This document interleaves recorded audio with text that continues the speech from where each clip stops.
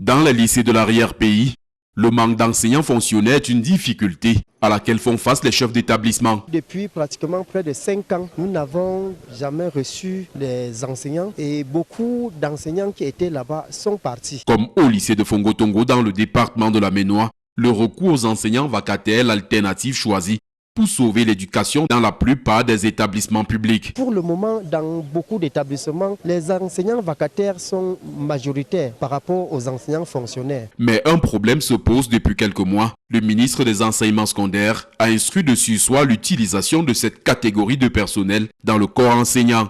Toujours en vigueur à la veille de la rentrée scolaire 2023-2024, cette mesure plonge les chefs d'établissement dans l'embarras total. Avec la consigne de Madame le ministre par rapport aux enseignants vacataires, nous sommes encore en train d'attendre. Ces chefs d'établissement ont fait part de leurs craintes lors de la sectorielle des enseignements secondaires de la région de l'Ouest.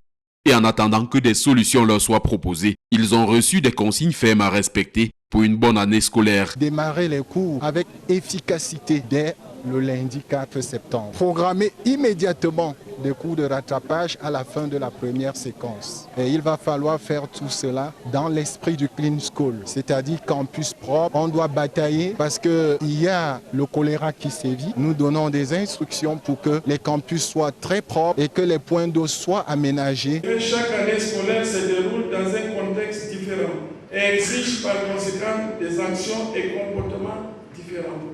Le contexte de celle-ci est notamment caractérisé par des menaces, des troubles annoncés par certains groupes sécessionnistes, ce qui nous recommande une vigilance encore plus accrue et une collaboration des plus proches avec les autorités administratives et les forces de maintien de l'ordre. Sauf que le fossé entre la volonté des autorités et la dure réalité de terrain compromet souvent l'atteinte des objectifs escomptés.